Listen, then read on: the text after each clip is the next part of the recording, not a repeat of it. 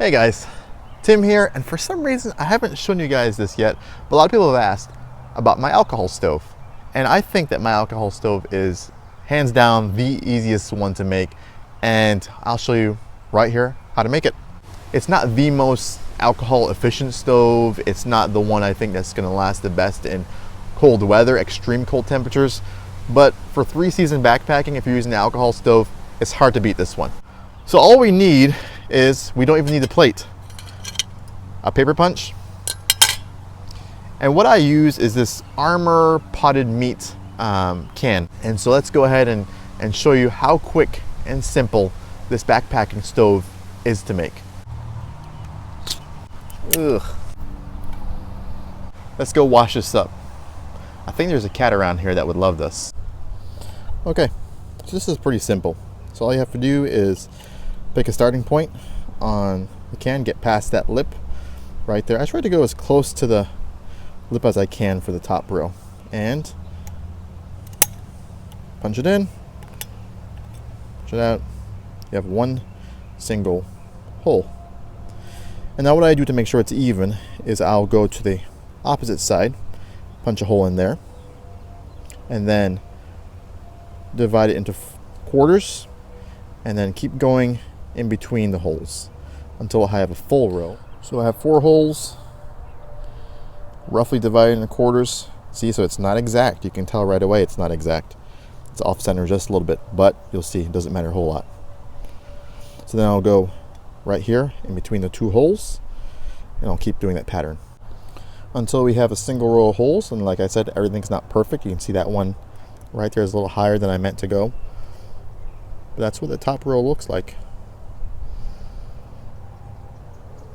And let's do a second row of holes. And so what I'm going to do for here is I'm just going to go off center of the top row. So I'll do one here, like so.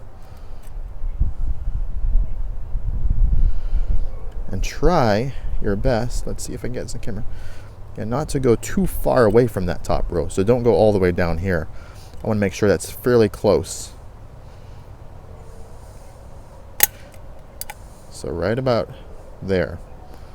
Let's see if you can see that. Right about there, and I'm going to keep going all the way around. So right there next, and keep going all the way around. There we go, all done. So you see, not perfect, and it doesn't have to be perfect, but there's enough room there for maybe an ounce and a smidge more than that of alcohol. So enough to take 2 cups of water to a boil, which is what most backpackers are using. And so let's go see how this one works. And we'll try to be able to show you the flame, but since it's daytime, it might be difficult to. But that is the easiest backpacking alcohol stove you'll ever see. I'll leave the dimensions of the can down below. Some people use exactly the same kind of can I've used. Others use a cat food can.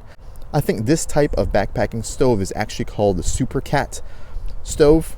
So check it out. It's definitely the easiest one to make. All you need is a can, dimensions are down below, and a hole punch, and that's it. Pretty simple, easy, cheap. This costs, I don't know what it was, 40 cents, something like that. So check it out. Let's see how it works. So a couple of things to note is, first of all, this is the kind of denatured alcohol I use. It burns clean.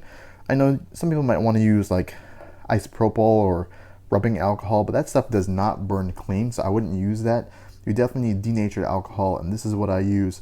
Some people use the heat that's in the yellow bottle, and that might work well for you. This is just what I use because I'm used to using it, and it's easy to pick up at Walmart in the paint aisle. So here's how it works. So go ahead and pour a little bit into here. Let's go ahead and fill it up.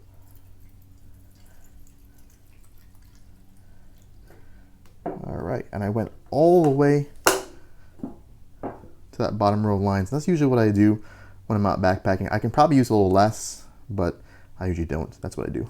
Something else to consider is, for alcohol stoves, use a windscreen. You pretty much have to use a windscreen. It just is, the efficiency of this stove goes way, way down if you're not using a windscreen. So use a windscreen. Let me move the combustible stuff away, okay? So the best part about the stove is you can actually light it through the holes. So you don't have to, ooh, I jumped there. You don't have to necessarily go to the top and see how it burns. You can just go through the side holes and works just as well. So I usually give it a couple seconds, let the alcohol heat up, and then I usually put my pot on it. In terms of boil times, I won't waste your time going over how long it takes for it to boil. But my experience is that this stove will boil 2 cups of water in about 6 minutes.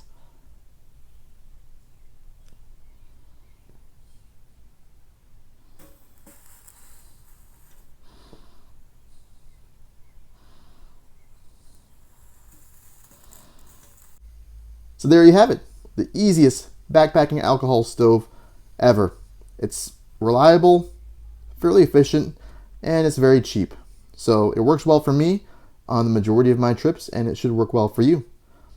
All right, guys, thanks for watching. Peace.